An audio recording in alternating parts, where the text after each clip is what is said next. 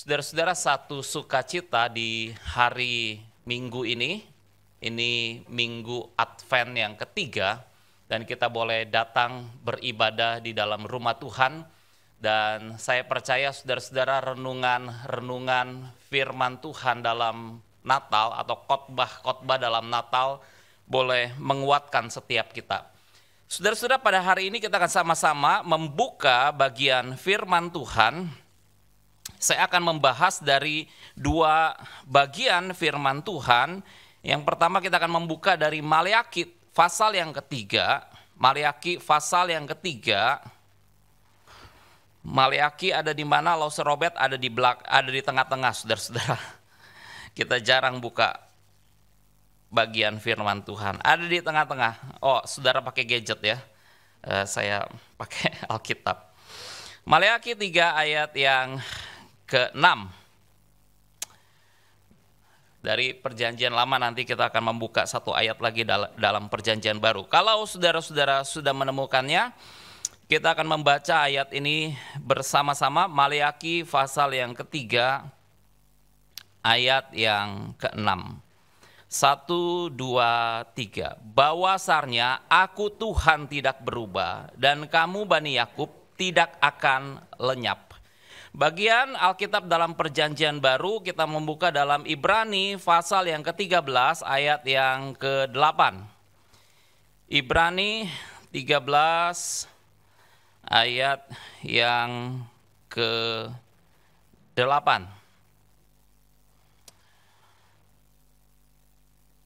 Kalau saudara-saudara sudah menemukannya, Ibrani 13 ayat yang ke-8, sama-sama kita membacanya sekali lagi, 1, 2, 3. Yesus Kristus tetap sama, baik kemarin maupun hari ini dan sampai selama-lamanya. Saudara-saudara, Ibrani 13 ayat yang ke-8 adalah sebuah deklarasi bahwa Allah itu tidak berubah. Yesus Kristus itu tidak berubah, baik hari ini, besok, dan sampai selama-lamanya. Yesus kita adalah Yesus yang tidak berubah. Saudara-saudara, kalau kita merenungkan tentang Allah yang tidak berubah, maka kita melihat situasi dunia kita adalah situasi dunia yang mengalami perubahan. Bahkan saya mau katakan kepada saudara-saudara bahwa segala sesuatu yang ada dalam dunia ini akan mengalami yang namanya perubahan. Orang bilang faktor U, yaitu umur, itu nggak bisa dibohongi, saudara-saudara. Faktor umur itu nggak bisa dibohongi. Rambut mulai putih, kerutan-kerutan mulai terlihat, keriput-keriput mulai muncul, telinga pendengaran mulai kurang dalam mendengar, mata dalam melihat mulai berkurang dalam penglihatan.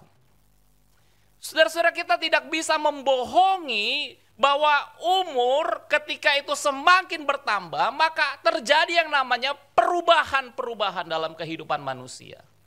Dan segala sesuatu yang ada dalam dunia ini akan mengalami yang namanya perubahan. Coba kita flashback sekilas tentang pandemi COVID-19. Saudara-saudara, sebelum pandemi itu terjadi, orang itu biasa sibuk dari satu tempat ke tempat yang lain.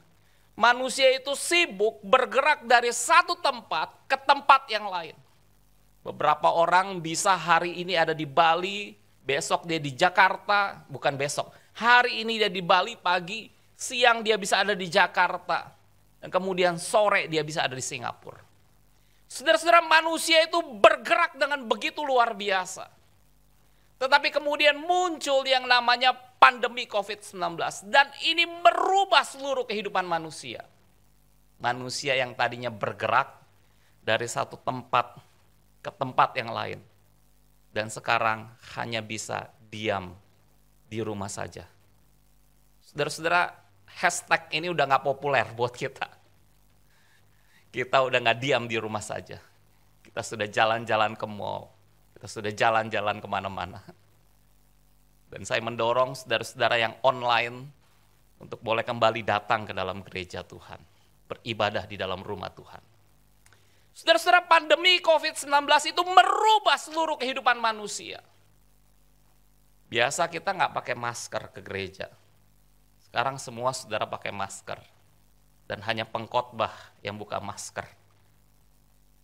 Saudara-saudara, dulu kita merasa begitu aneh kalau kita lihat orang itu pakai masker.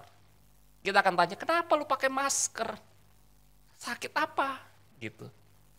Oh, flu, nggak apa-apa. Tetapi saudara-saudara, orang semua sekarang pakai masker. Pergi kemana-mana kita juga pakai masker.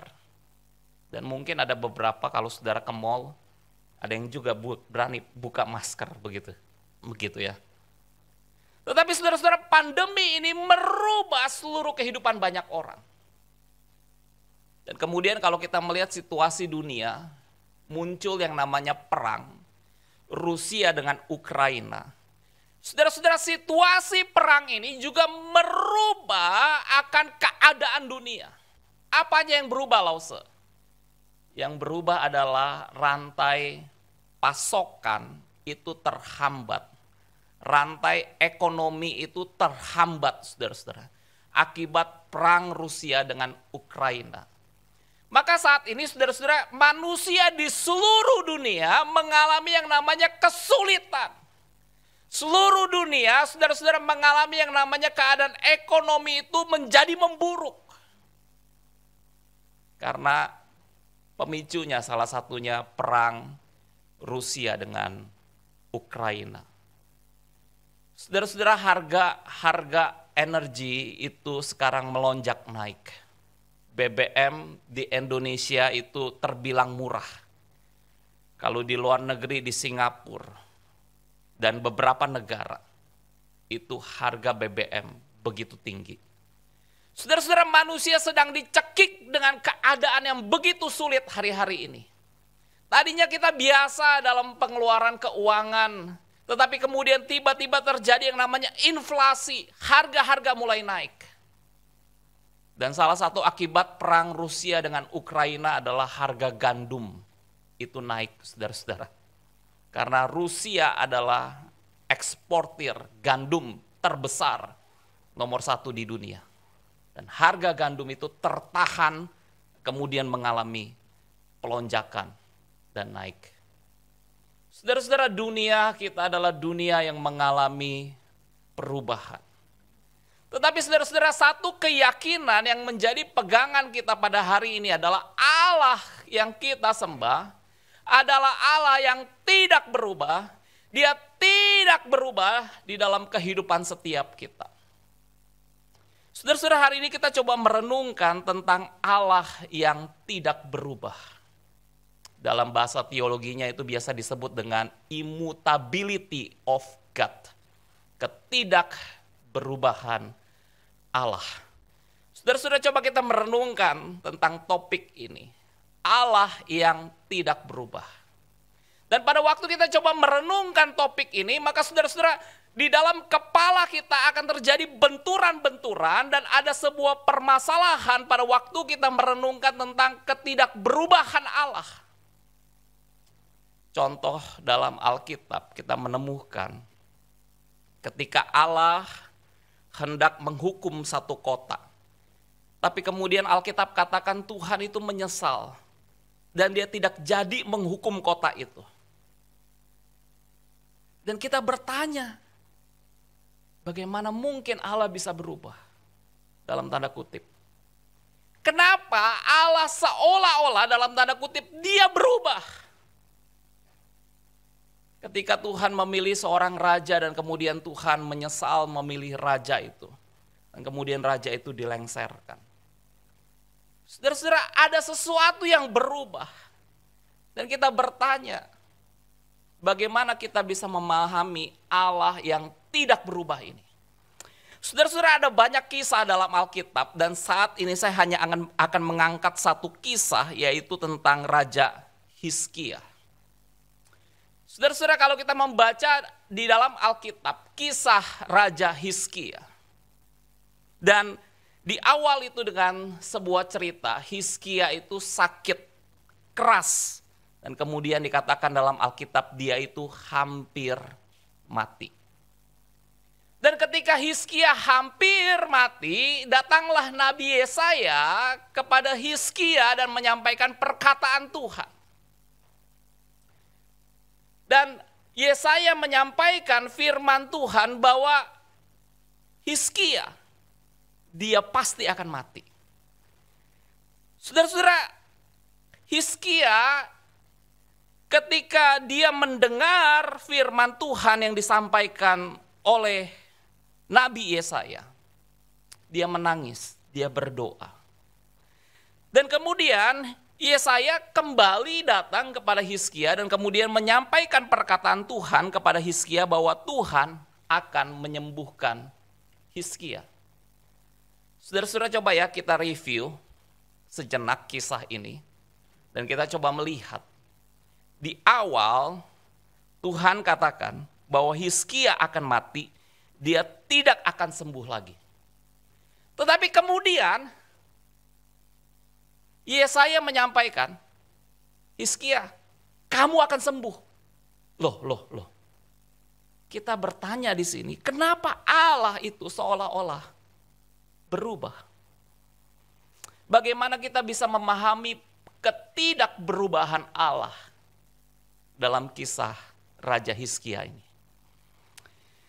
Saudara-saudara, saya ingin menjelaskannya dengan kita perlu memahami dasar keyakinan yang benar terlebih dahulu. Allah kita adalah Allah yang tidak berubah. Yang berubah adalah situasi kehidupan manusia. Dan Allah bekerja dalam situasi kehidupan manusia yang berubah. Saudara-saudara perhatikan, Allah tidak berubah di dalam rencananya. Allah merencanakan sesuatu dan Allah tidak berubah di dalam rencananya, tetapi yang berubah adalah situasi kehidupan manusia. Situasi kehidupan manusia yang berubah, dan ini yang terjadi di dalam kisah Raja Hizkia. Saudara-saudara, Hizkia tadinya dibilang dia akan mati. Dan kemudian lalu Tuhan menyembuhkan Hizkia. Kenapa, saudara-saudara? Karena sebenarnya Tuhan itu ingat janjinya kepada Daud. Di dalam 2 Raja-Raja 20 ayat yang ke-6 dikatakan, oleh karena Daud hambaku. Saudara-saudara perhatikan bahwa sejak semula Tuhan merencanakan bahwa keturunan Daud tidak akan berakhir. Saudara-saudara, Alkitab katakan bahwa keturunan Daud itu akan terus ada di hadapan Tuhan. Dan ini adalah satu janji Tuhan kepada Daud.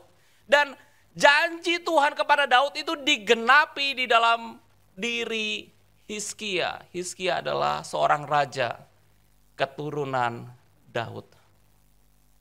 Dan Allah tidak berubah. Sejak semula Allah merencanakan bahwa Hizkia akan tetap ada di hadapan Tuhan.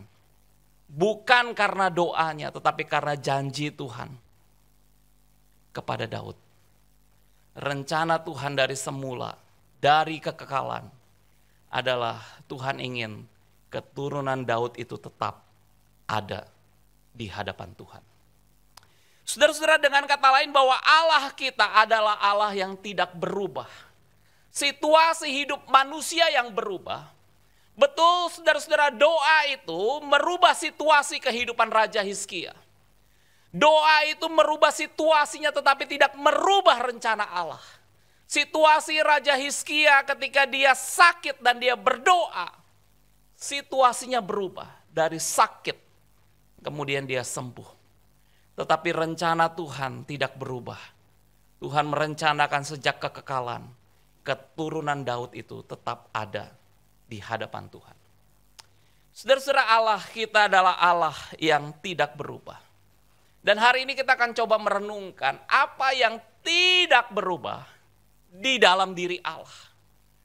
Dan kita akan merenungkan tentang karakter-karakter Allah, sifat-sifat Allah yang tidak berubah. Dan ada 2 poin yang akan kita renungkan. Yang pertama, saudara-saudara, kasih Allah itu tidak berubah. Di dalam Maleakhi 3 ayat yang ke-6 dikatakan, bahwasanya aku Tuhan tidak berubah, dan kamu Bani Yakub tidak akan lenyap. Saudara-saudara, ayat di dalam Maleakhi 3 ayat yang ke-6. Ini adalah satu ayat di dalam satu konteks bangsa Israel telah kembali dari pembuangan. Bangsa Israel masuk ke dalam pembuangan karena penghukuman Tuhan. Dan mereka dijajah oleh bangsa lain, mereka ditindas, mereka ditekan oleh bangsa lain. Dan Tuhan telah membebaskan bangsa Israel dan mereka telah kembali dari pembuangan. Dan ketika bangsa Israel telah kembali dari pembuangan, mereka bukan hidup dengan menghormati Tuhan, takut akan Tuhan. Tetapi bangsa Israel hidup di dalam dosa. Itu sebabnya saudara-saudara, Tuhan murka kepada bangsa Israel. Dan Tuhan memakai Nabi Maleakhi untuk menegur bangsa Israel. Saudara-saudara, Tuhan menegur bangsa Israel yang telah berbuat jahat. Mereka mempersembahkan binatang-binatang yang cacat di hadapan Tuhan. Mereka menahan persembahan persepuluhan mereka kepada Tuhan.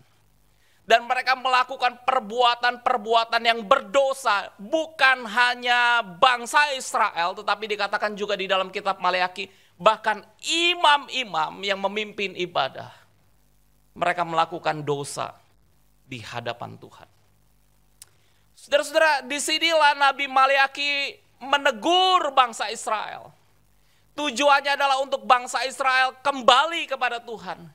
Teguran Tuhan adalah bentuk kasih Tuhan, di mana Tuhan ingin supaya kita yang telah jauh dari Dia kembali kepada Tuhan. Saudara-saudara, pada waktu saya merenungkan ayat ini, saya berpikir, kadang-kadang ketika kita berbicara tentang kasih Allah yang tidak berubah, maka apa yang ada dalam pikiran kita? Kasih Allah itu memanjakan kita. Kasih Allah itu meninabobokan kita, saudara-saudara. Kita seringkali berpikir bahwa kasih Tuhan selalu mendukung saya. Kasih Tuhan itu selalu memperhatikan saya. Betul, saudara-saudara, kasih Tuhan menguatkan kita. Kasih Tuhan itu memperhatikan kita. Kasih Tuhan itu menghibur kita. Tetapi kasih Tuhan juga adalah kasih yang menegur kita. Ketika kita berbuat dosa, tujuannya satu. Tuhan ingin kita kembali kepadanya. Tuhan ingin kita memiliki kembali hubungan yang dekat dengan Dia. Saudara-saudara, kasih Allah adalah kasih yang luar biasa. Yohanes 3 ayat 16 yang tadi kita baca dikatakan, karena begitu besar kasih Allah. Kasih Allah begitu besar. Berapa besarnya? Tidak terbatas. Dan kasih Allah ini adalah kasih yang tidak berubah. Karena kasih di dalam ayat Yohanes 3 ayat 16 memakai kata agape. Kata agape, saudara-saudara, adalah kasih yang walaupun. Kasih yang meskipun kamu jahat, Tuhan tetap mengasihimu. Meskipun kamu berbuat dosa, Tuhan tetap mengasihimu. Meskipun kita jauh dari Tuhan, Tuhan tetap mengasihi kita. Saudara-saudara, inilah kasih Allah yang begitu besar. Dan kemudian Alkitab katakan karena begitu besar kasih Allah akan dunia ini, Ia mengaruniakan anaknya yang tunggal. Yesus datang ke dalam dunia. Yesus diberikan buat setiap kita. Dia mengaruniakan anaknya yang tunggal. Tujuannya hanya satu. Supaya apa? Setiap orang yang percaya kepadanya tidak binasa, melainkan beroleh hidup yang kekal. Saudara-saudara, kalimat tidak binasa ini adalah sesuatu yang berharga buat kita. Apa gunanya kita memiliki seluruh harta dunia, tapi kemudian kita binasa? Apa artinya, saudara-saudara? Kita memiliki kedudukan, kita memiliki jabatan, kita memiliki segala sesuatu dalam dunia ini, tapi kemudian kita binasa. Itu sebabnya saudara-saudara, kasih Allah diberikan buat kita. Untuk apa? Untuk kita boleh percaya kepadanya. Setiap orang yang percaya kepadanya tidak binasa, melainkan beroleh hidup yang kekal. Dan kita bersyukur kasih Allah boleh ada dalam hidup kita. Dia menyelamatkan kita. Dia memberikan hidup yang kekal kepada setiap kita. Saudara-saudara, ada seorang gadis ketika dia terlibat dalam pergaulan yang buruk. Anak gadis ini kemudian dia hamil di luar nikah. Saudara-saudara, ketika dia hamil di luar nikah, maka pacarnya meninggalkan dia. Dan dia hidup dalam keadaan yang terpuruk, hamil di luar nikah. Dan ini menjadi sebuah pukulan buat dia. Tapi kemudian dia sadar, dia perlu kembali ke gereja.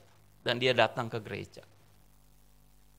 Saudara-saudara, orang-orang ketika melihat anak gadis ini hamil, orang-orang mulai bertanya apa yang terjadi dengan kehidupan anak gadis ini. Begitu mereka tahu kehidupan anak gadis ini, mereka mulai mencibir, mereka mulai negatif, mereka mulai mengkritik, mereka mulai memarahi anak gadis ini. Tetapi inilah sebuah pembentukan Tuhan buat anak gadis ini. Anak gadis ini kecewa, ya dia kecewa. Anak gadis ini sedih, ya dia sedih. Karena orang-orang menuduh kehidupannya, menghakimi kehidupannya. Tetapi yang luar biasa, dia tetap datang ke dalam gereja. Dia tetap beribadah di dalam gereja. Dan dia tidak meninggalkan Tuhan. Saudara-saudara, waktu berlalu dan kemudian anak gadis ini akhirnya dia menemukan sebuah komunitas yang mengasihi dia. Sebuah komunitas yang mengajarkan Allah mengasihimu. Dan Allah bukan hanya mengasihimu, Allah juga ingin memperbaharui kehidupanmu. Allah ingin mengampuni kehidupanmu dan Allah ingin mengubah kehidupanmu. Dan saudara-saudara, pengajaran ini mengubah kehidupan anak gadis ini. Yang tadinya seorang yang hidup di dalam dosa. Ketika kasih Allah dicurahkan, ketika kasih Allah boleh menyentuh kehidupannya. Saudara-saudara, anak gadis ini berubah. Dan kemudian dia pada akhirnya, dia pergi ke Afrika menjadi seorang misionaris yang melayani Tuhan. Memberitakan kepada banyak orang bahwa Allah mengasihimu. Apapun keadaanmu, apapun kondisimu, apapun kehidupanmu, dan bagaimanapun kehidupanmu, Allah mengasihimu. Saudara-saudara, Tuhan memakai anak gadis ini untuk memenangkan orang-orang yang belum percaya, orang-orang yang hidupnya terluka. Saudara-saudara, kasih Allah yang tidak berubah adalah kasih yang begitu luar biasa. Dia ingin mengubah kehidupan kita. Dia ingin memperbaharui kehidupan kita. Dia ingin mengarahkan hidup kita kepada kebenaran firman Tuhan. Saudara-saudara, hal yang kedua yang kita akan renungkan, apa yang tidak berubah dalam diri Allah. Yang tidak berubah dalam diri Allah adalah kebaikan Allah itu tidak berubah. Allah itu baik. Dan dia selama-lamanya baik. Apapun situasi kehidupan kita, apapun kondisi hidup kita, Allah itu baik. Mazmur 107 ayat yang pertama mengatakan, bersyukurlah kepada Tuhan, dikatakan, sebab ia baik, sebab Tuhan itu baik, bahwasanya untuk selama-lamanya kasih setianya. Bahwasanya itu memakai kata endurance forever. Terus menerus Allah itu baik sampai selama-lamanya. Dia terus menerus baik dalam kehidupan kita. Saudara-saudara, kadang-kadang kita mengatakan Allah itu baik kalau situasi kita itu baik. Kita mudah ya menyanyikan lagu Allah itu baik sungguh baik bagiku. Oh, ada berkat. 1M datang. Wah, luar biasa Tuhan. Kita nyanyi dengan penuh sukacita. Kasih setianya tak pernah berubah. Wah, saudara nyanyinya dengan penuh senyuman. Tapi kemudian saudara-saudara, ketika kangtau kita merosot, ketika pendapatan kita mulai menurun, ketika toko kita mulai sepi, bagaimana saudara-saudara kita menyanyikan Allah itu baik, kasih setianya untuk selama-lamanya. Saudara-saudara, ini pergumulan orang percaya ketika di tengah-tengah kesulitan hidup. Saudara-saudara, bagaimana kita bisa berkata bahwa Allah itu baik dan dia tetap baik untuk selama-lamanya dalam kehidupan kita. Saudara-saudara, seorang yang bernama Martin Renkart adalah seorang pendeta di kota kecil, di kota Jerman. Saudara-saudara, dia baru 1 tahun melayani Tuhan. Kemudian kota tempat di mana dia melayani Tuhan sebagai seorang pendeta, terjadi yang namanya peperangan. Dan peperangan ini hanya disebabkan masalah kecil, peperangan antara Katolik dengan Protestan pada waktu itu. Peperangan karena masalah agama. Karena seorang kaisar yang bernama Ferdinand II ingin menerapkan peraturan agama Katolik di seluruh wilayah kekuasaannya. Maka ketika kaisar ini, raja ini ingin menerapkan peraturan agama Katolik, mendapat perlawanan daripada bangsawan, orang-orang besar, Protestan pada waktu itu, mereka melawan. Dan karena mereka melawan, terjadilah yang namanya peperangan. Dan berapa lama peperangan ini berlangsung? Peperangan ini berlangsung selama 30 tahun. Rusia, Ukraina, perang belum berakhir. Kita nggak tahu kapan berakhir. Tapi di Jerman pada waktu itu peperangan terjadi selama 30 tahun. Akibat seorang raja ingin menerapkan peraturan di dalam kekaisarannya. Dan saudara-saudara, konflik antara gereja Katolik dan Protestan ini itu menimbulkan banyak orang-orang yang meninggal. Peperangan ini diperkirakan pada waktu itu selama 30 tahun 8 juta orang meninggal. Saudara-saudara, 8 juta orang meninggal. Dan Martin Renkart yang berada di tengah-tengah konflik dan peperangan itu, setiap hari harus menguburkan orang-orang yang meninggal. Dan diperkirakan ada setiap hari itu 20 sampai 40 kematian. Saya nggak tahu saudara-saudara bagaimana dia memimpin ibadah penghiburan atau ibadah penguburan.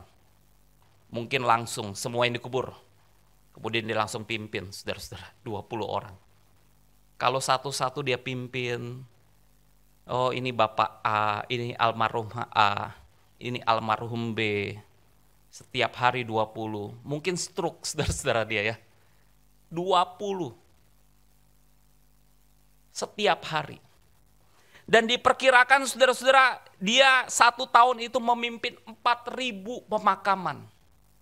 Dalam 1 tahun memimpin 4.000 pemakaman. Saudara-saudara, kenapa kematian itu banyak terjadi di kota Jerman pada waktu itu? Karena pada waktu peperangan terjadi, rantai pasokan makanan itu terhambat. Jadi bukan hanya perang yang terjadi, bala kelaparan, bencana kelaparan juga terjadi. Karena rantai pasokan makanan itu terhambat. Dan karena rantai pasokan makanan terhambat, juga terjadi yang namanya penyakit sampar pada waktu itu. Penyakit sampar itu sejenis penyakit batuk-batuk infeksi. Kalau kita infeksi sekarang kita minum antibiotik kemudian kita akan sembuh. Tapi pada waktu itu belum ada antibiotik, saudara-saudara. Jadi orang yang sakit batuk-batuk, dia batuk-batuk tambah parah, tambah parah, tambah parah. Dan sampai pada akhirnya dia meninggal, saudara-saudara. Dan Martin Renkat bukan hanya menguburkan jemaat demi jemaatnya, demi jemaatnya, demi jemaatnya. Tetapi kemudian saudara-saudara, istrinya terkena penyakit sampar. Dan infeksi penyakit sampar kepada istrinya, saudara-saudara, membawa istrinya itu meninggal dunia. Sebuah pukulan yang begitu berat terjadi dalam kehidupan Martin Renkat. Tetapi saudara-saudara, saya melihat kasih karunia Tuhan dalam kehidupan Martin Renkat begitu luar biasa. Di tengah-tengah masa gelap terjadi dalam kehidupan Martin Renkat. Di tengah-tengah masa sulit yang terjadi dalam kehidupan Martin Renkat. Dia tetap mempercayai Tuhan itu baik. Dan Tuhan yang baik adalah Tuhan yang tidak berubah dalam kehidupannya. Apapun situasi boleh berubah dalam kehidupan dia. Dan dia tetap mempercayai Tuhan itu baik, kasih setianya untuk selama-lamanya. Dan Martin Renkat adalah salah satu pengarang dari sebuah lagu pujian yang ada dalam Kidung Jemaat berjudul Sekarang Beri Syukur. Dia mengajarkan ini kepada anak-anaknya. Ketika mereka harus kehilangan mama mereka, Martin Renkat mengajarkan, tetap bersyukur kepada Tuhan, karena Tuhan itu baik. Dia berdaulat, dia mengatur segalanya, dan dia tetap baik di tengah-tengah keadaan kita yang buruk. Tuhan itu baik. Saudara-saudara, saya merenungkan kadang-kadang di tengah-tengah pergumulan, pukulan demi pukulan yang terjadi dalam kehidupan orang percaya. Saudara-saudara, kadang-kadang kita harus memilih. Apakah kita mau tetap mempercayai Tuhan? Atau kita bersungut-sungut kepada Tuhan? Kita marah, kita menggerutu. Dan pada akhirnya kita meninggalkan iman kita. Tapi ketika kita mau tetap percaya kepada Tuhan. Tetap mempercayai Tuhan. Di tengah-tengah hidup yang sulit dan Tuhan itu tetap baik. Maka iman kita akan semakin teguh. Semakin teguh dan semakin teguh di hadapan Tuhan. Dan hari ini saya berdoa saudara-saudara biar setiap kita tetap teguh di hadapan Tuhan. Apapun situasi hidup kita. Apapun prediksi orang tentang tahun 2024. Saya berdoa saudara-saudara biar setiap kita tetap teguh di hadapan Tuhan. Menghadapi masa-masa yang sulit kita boleh tetap mempercayai Tuhan itu baik. Dan kebaikan Tuhan tidak pernah berubah dalam kehidupan kita. Dia selama-lamanya baik dalam hidup kita. Rencananya baik dalam hidup kita. Tujuannya baik dalam hidup kita. Sekarang kita belum mengerti, tetapi kelak kita akan mengerti tentang kebaikan Tuhan dalam hidup kita. Dan biarlah saudara-saudara hari ini ketika kita merenungkan Allah yang tidak berubah. Di masa-masa Natal ini. Biarlah iman kita tetap teguh di dalam Tuhan. Kita tundukkan kepala kita berdoa. Bapa, kami bersyukur buat firman-Mu ya Tuhan. Engkau baik dan Engkau selama-lamanya baik ya Tuhan. Engkau tidak berubah. Bersyukur untuk kebenaran firman-Mu ya Tuhan. Biarlah ini meneguhkan akan kehidupan iman jemaat-jemaat-Mu. Pimpin sertai kami. Kami berdoa bersyukur dalam nama Tuhan Yesus Kristus. Amin.